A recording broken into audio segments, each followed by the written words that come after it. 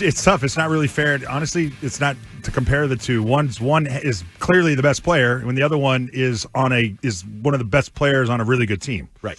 So it's his numbers. If you want to compare points and all that, go ahead. It's not fair to compare Brunson's to JB's because there's different roles for the teams. And I think, and that's a good leaping off point for the discussion here on WEEI Afternoons, I think more people before yesterday believed if Jaylen Brown went somewhere else and was the number one and got the opportunities, he would put up good numbers on a bad team. They wouldn't be that good, but he'd put up sort of paper stats. I think yesterday's performance changes the perception for some of the critics or haters or the doubters. Yeah, the doubters. I need to see more of it. I'm one of those doubters. But you got a little taste of it. Look, I thought he was brilliant. I thought JB played the best game I've ever seen him play. I thought it was incredible. We all talked about he averages 3 assists a game. I thought sometimes the ball gets sticky with him. No sticky tack. No. That ball did not get sticky last night. He was 12 assists. But just knowing, okay, I need to be physical and attack. Brunson's guarding me, please, and taking advantage of that. It just his willingness to play defense on the best player and just getting in his grill and making it tough was awesome. I thought. You know what's crazy is that no other member of the Celtics had higher than 3 assists, and yet he had 12. And that's how integral he was to everything last night. And it ran through him, so he had more opportunities, obviously, to get the assist. But I also think, because I thought there were a couple times he maybe overpassed. There was one specific 3 where he passed it to Pritchard, who took the guy closed out on Pritchard. I'm like, JB, you would have had a more open 3 than him. Yep. But I think he was so in the mode of, that's what I'm doing tonight. And I also thought he did that because he knew, I'll get it back. Yeah. Tatum's not here to take the ball. Like, I get the ball last. I'm going to get the ball most often, so I have those opportunities to pass. I don't have to get mine while I can. So that mindset is different. It's interesting. It's going to be interesting to see his evolution. Hopefully I keep wearing this jersey for a while now. They get through this series and all that.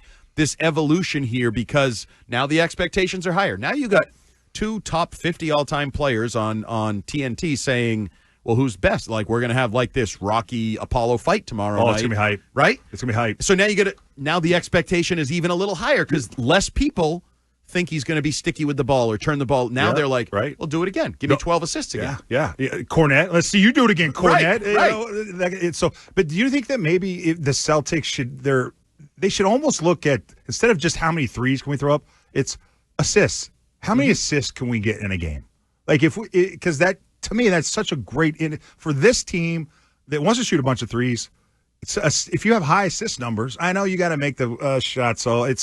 But I just think when you saw movement in that offense that you haven't seen in a long time, and it also creates fatigue on the other team because when you swing the ball, the guy close out. I'm moving, I'm rotating, and maybe the first quarter that doesn't matter, but by the second quarter, the third quarter, especially a team like the Knicks that isn't OKC. It's not Orlando. They're not this young, scrappy, this is what we do. They'll probably start questioning it. Do I really want to put in all this effort? They're going to keep swinging it, and eventually somebody's getting an open 3. So does it really matter if it's one pass earlier that my guy is the open 3? What was the stat they were down? The Celtics were down like 35 touches a game. Like they're not just even the assists, like the number of touches per game was way down in the New York series. I guarantee you that was up last night, and that's key to them being able to replicate, duplicate, or even exceed what they did last night. Yeah. And you know what I saw last night that I thought was tremendous, and I absolutely love. You ever just watch Steph Curry when he doesn't have the ball on offense? He never stops moving, and you saw that. You saw that from Derek White. You saw Hauser comes in, and he's doing everything he can to get open. Pritch was doing the same thing. There's just such, as opposed to 5 wide, clear out, and let JT go one-on-one, you saw just a more fluid game, guys really working hard when they didn't have the ball to get open so that when they did get the ball passed to them, they were open for the shot. And it paid off. And it's only one example, that bullet pass he threw to Holiday under the rim where he was kind of waiting for it, and he just, it was a laser. How many times do we see in modern NBA that guy gets the ball and then kicks it to the guy in the corner for an open 3? Like, no, we'll just take the 2 points and we'll score and move about our business.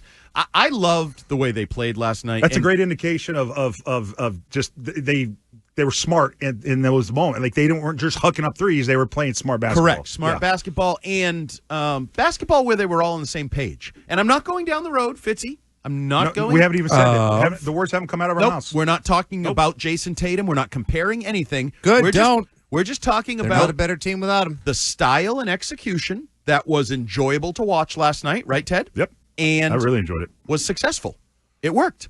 Like it against a good team who just a couple days ago I had to hear they were about to win the world championship because they were up 3-1 and all these things. You beat a good basketball team. I will also say Karl Anthony Towns continues to be an enigma.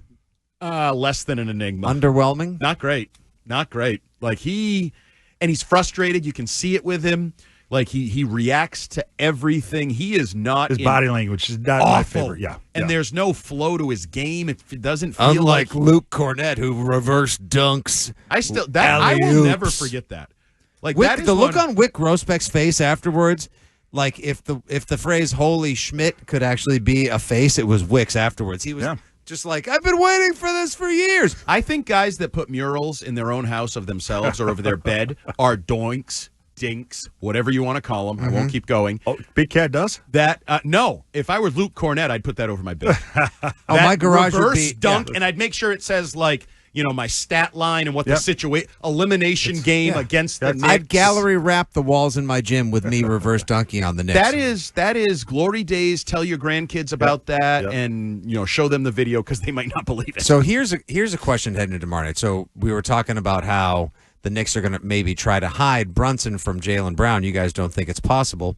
I understand that too. Yes, go try to get their best player in foul trouble. However, I thought Derek White had like another amazing game, under the radar, underrated perpetually. I didn't realize he had 34 points. Oh yeah.